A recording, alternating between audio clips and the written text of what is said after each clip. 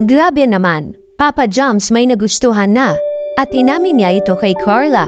At magagum hindi na naman magkasabay sa van pag-uwi. Isang mapagpalang araw sa inyong lahat mga kalingap, sanay hindi niyo po makalimutan na mag-like sa video na ito. At paunawa tapusin muna ang kabuuhan ng video na ito mga kalingap at para malaman ang nilalaman nito. At maraming salamat po mga kalingap sa pagpatuloy na pagsuporta lalo na kay Kuya Val Santos Matubang at kay Ate Edna Vlogs at Kalingap Rab, salamat po. Papa Joms inamin kay Carla may nagustuhan na.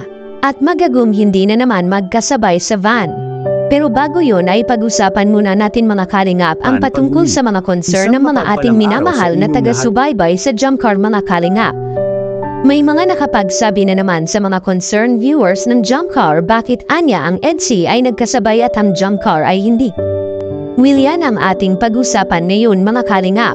Ito na nga ang sinasabi ni Kalingap Rab nung papunta pa lang sila sa Baguio na dapat talaga ang Jump Car ay magkakasama silang dalawa dahil malaki ang maging epekto nito para kay Carla kung hindi sila magkakasama.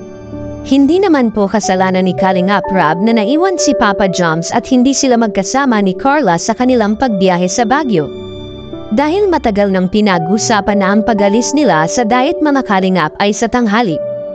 Ngunit hindi ito nasunod ni Papa Joms marahil may kausap si Papa Joms na magpahuli sila dahil may sasakyan naman siya at may nag-sponsors ng sasakyan para sa Jump Car. At ito ang pinakadahilan ni Carla mga kalingap kaya nagtampo ito ng gusto kay Papa Joms na bakit hindi siya ang inuna at gustong makasama ni Papa Joms na sila naman ang dapat talagang magkasama sa kanilang pagbiyahe. Marahil hindi lang naintindihan ng mga ilang viewers ang sitwasyon ng tambalan ngayon ng Jump Car.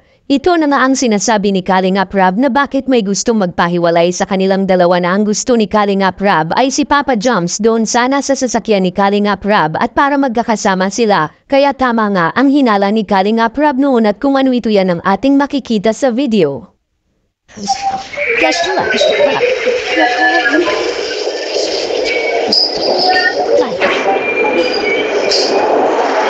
Masyado niya naman pong pinaghihiwalay ang ano eh.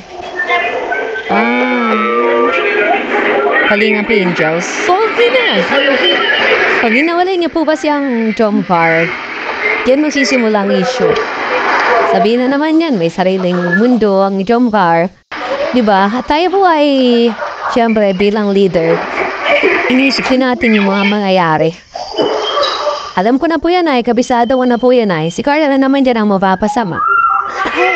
Si Carla na naman dyan ang mapapash pag hiniwalay ang Jump Car. Sabihin, may sariling mundo sila. Diba? Salip na sama-sama sila. Ang linaw po ng sinabi ni Kalingap Rab na gusto niya na magsama-sama silang lahat at hindi magkakahiwalay mga kalingap. Sino ba kasi ang gustong magkakahiwalay sila kundi wala naman mga kalingap? Nagkataon lang talaga na hindi sila magkasama sa kanilang pagbiyahe pa Baguio dahil na late itong si Papa Joms at kaya naisip ni Carla na hindi siya pinapahalagahan ni Papa Joms at lalo pa na sila talaga ang dapat magkakasama. Ipinagkumpara kasi ang EDSI at ang Jump Car na hindi naman dapat ganito mga kalingap.